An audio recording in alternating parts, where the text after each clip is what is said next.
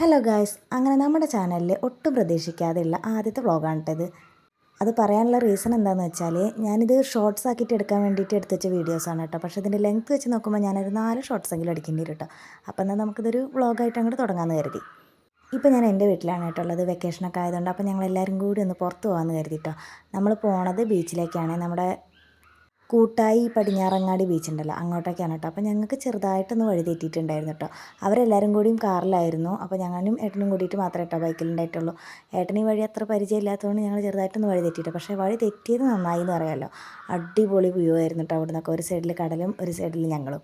അങ്ങനെ ഞങ്ങൾ ആദ്യം എത്തിയിട്ടുണ്ട് കേട്ടോ. അവരിതാ ഞങ്ങളുടെ പുറകെ എത്തിയിട്ടുണ്ട്. അങ്ങനെ ഞങ്ങളെല്ലാവരും കൂടി അവിടെ പാർക്കിലേക്ക് കയറിയിട്ടുണ്ട്. ഇവിടെ കുറേ കുട്ടികൾക്ക് കളിക്കാനുള്ള സാധനങ്ങളൊക്കെ ഉണ്ടായിരുന്നു. അപ്പോൾ ശ്രീതു ആദ്യമായിട്ടാണ് ഇങ്ങനത്തെ ഒരു റൈഡിലൊക്കെ കയറണേ. അങ്ങനെ പൊന്നും ശ്രീകുട്ടിയും ജാനിക്കുട്ടിയും തനിക്കുട്ടിയും എല്ലാവരും റൈഡിലൊക്കെ കയറിയിട്ടുണ്ടായിരുന്നു കേട്ടോ. അപ്പോൾ അവർ റൈഡിൽ കയറുന്ന നേരം കൊണ്ട് ഞങ്ങളവിടെ കുറച്ച് നേരമൊക്കെ ഒന്ന് റെസ്റ്റ് ചെയ്യാമെന്ന് കരുതിയിട്ടോ. പിന്നെ ഭയങ്കര വെയിലൊക്കെ ഉണ്ടായിരുന്നു കേട്ടോ. അപ്പോൾ അതൊന്ന് അടങ്ങിക്കോട്ടെ എന്ന് കരുതിയിട്ട് അവിടെ ഇരുന്ന് ഞങ്ങൾ. അങ്ങനെ അപ്പോൾ അതൊക്കെ നമ്മൾ ബീച്ചിലോട്ട് ഇറങ്ങിയിട്ടുണ്ട് കേട്ടോ. അത്യാവശ്യം വെയിലൊക്കെ ഉണ്ടായിരുന്നു. പിന്നെ ശ്രീകുട്ടിയും പൊന്നുട്ടിയും കൂടിയിട്ടുണ്ട് ഇറങ്ങിയിട്ടുണ്ട്. കുറച്ച് കഴിഞ്ഞപ്പോൾ ഏട്ടൻ്റെ സ്വഭാവമൊക്കെ മാറിയിട്ടുണ്ട് കേട്ടോ. ഏട്ടൻ നല്ലതായിട്ട് എൻജോയ് ചെയ്യുന്നുണ്ടായിരുന്നു കേട്ടോ. തല വരെ നനഞ്ഞിട്ടുണ്ടായിരുന്നു കേട്ടോ. കുട്ടികളും അങ്ങനെ തന്നെ. തനുവിന് ഒട്ടും പേടിയുണ്ടായിരുന്നില്ല. ജാനിക്കുട്ടി വല്ലാണ്ടൊന്നും ഇറങ്ങിയിട്ടുണ്ടായിരുന്നില്ല കേട്ടോ. ഞങ്ങളത് ഒരു സൈഡിൽ ഇങ്ങനെ നനഞ്ഞുകൊണ്ടിരിക്കുകയാണ്. അമ്മ ഒരുപാട് നാളായിട്ടുണ്ടായിരുന്നു കേട്ടോ ബീച്ചിലൊക്കെ പോയിട്ട്. അപ്പോൾ അമ്മേനെയും കൂടി കൊണ്ടുവരാമെന്നുള്ളൊരു ഉദ്ദേശമായിരുന്നു കേട്ടോ മെയിനായിട്ടും. അങ്ങനെ ഞങ്ങളിത് അവിടെ നിന്ന് ചായയൊക്കെ കുടിച്ച് നല്ല കാട റോസ്റ്റൊക്കെ ഉണ്ടായിരുന്നു. അതൊന്നും വലിയ ടേസ്റ്റ് ഉണ്ടായിരുന്നില്ല. ശരിക്കും ആ മസാല ഇങ്ങോട്ട് കുത്തിങ്ങോട്ട് അറിയുണ്ടായിരുന്നു കേട്ടോ. പിന്നെ അവിടുന്ന് ഞങ്ങൾ വരുന്ന വഴിക്ക് തന്നെ കോട്ടായുടെ അടുത്ത് തന്നെ നമ്മളിവിടെ ഒരു പുതിയ പാർക്ക് തുടങ്ങിയിട്ടുണ്ട് കേട്ടോ. ബ്ലൂ വേവ് എന്നാണ് പേര്. അപ്പോൾ അവിടെ കയറിയിട്ട് പോകാമെന്ന് കരുതിയിട്ട് ഞങ്ങൾ അവിടെ കയറാൻ നിൽക്കുകയാണ്. അപ്പോൾ മറ്റവരും അവിടെ എത്തിയിട്ടുണ്ട് കേട്ടോ. അങ്ങനെ ടിക്കറ്റൊക്കെ എടുത്ത് ഞങ്ങൾ നേരെ ഉള്ളിൽ കയറി ഒരു ഗുഹയിൽ കൂടെ ഇങ്ങനെ പോകുന്ന പോലത്തെ ഒരു ഫീലാണ് കേട്ടോ. ശരിക്കും ഒരു കല്ലിൻ്റെ ഗുഹ എന്നെ പോലെ തന്നെ തോന്നിട്ടോ.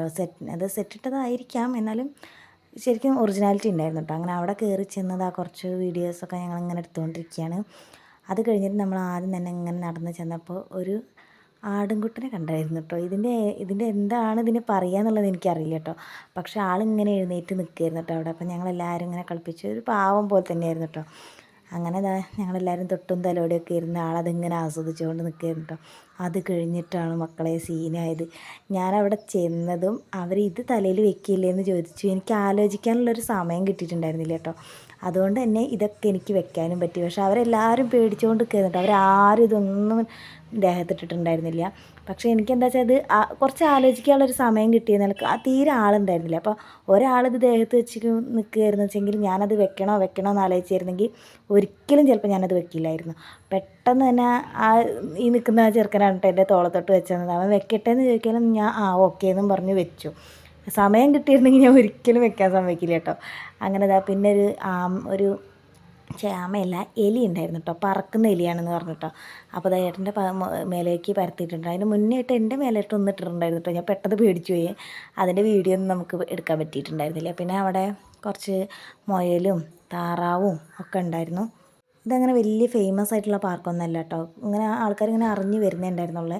നല്ല ബഡ്ജറ്റ് ഫ്രണ്ട്ലി ആയിട്ട് നമുക്ക് എല്ലാറ്റിലും കയറാനൊക്കെ പറ്റും കേട്ടോ. അത് നമുക്ക് അവർ സീഡൊക്കെ തരും. അപ്പോൾ അത് കൊടുക്കുമ്പോൾ ഈ തത്തക്കുട്ടന്മാർ മൊത്തം നമ്മളെ കയ്യിലായിരിക്കും കേട്ടോ. നല്ല രസം കേട്ടോ. അവിടെ ഭയങ്കരമായിട്ട് ബഹളവും കിളികളുടെ സൗണ്ടും ഒക്കെ ഉണ്ടായിരുന്നു കേട്ടോ.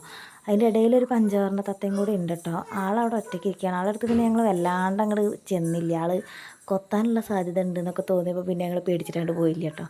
അപ്പോൾ തത്തക്കുട്ടന്മാർ താഴെയും മേലെയൊക്കെ നിൽക്കുന്നുണ്ട്. ശ്രീധുവിൻ്റെ കയ്യിൽ 1-2 വന്നിരുന്നു കേട്ടോ.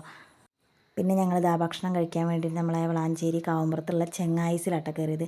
ശരിക്കൊരു തറവാട് ഫീലിലുള്ളൊരു റെസ്റ്റോറൻറ്റാണ് കേട്ടോ. നല്ല തിരക്കുണ്ടായിരുന്നു കേട്ടോ. അവിടുത്തെ തിരക്ക് കണ്ടാൽ അറിയാം അവിടുത്തെ ഫുഡിൻ്റെ ഇതെന്താണെന്നുള്ളത്. അപ്പോൾ ഞങ്ങളിതാ പൊറോട്ട, ഫ്രൈഡ് റൈസ്, പിന്നെന്തായിരുന്നു ബീഫും ചിക്കനൊക്കെ ഓർഡർ ചെയ്തിട്ടുണ്ടായിരുന്നു കേട്ടോ. അപ്പോൾ അതൊക്കെ കഴിച്ച് നമ്മളിത് നേരെ വീട്ടിലോട്ട് പോകുന്നു.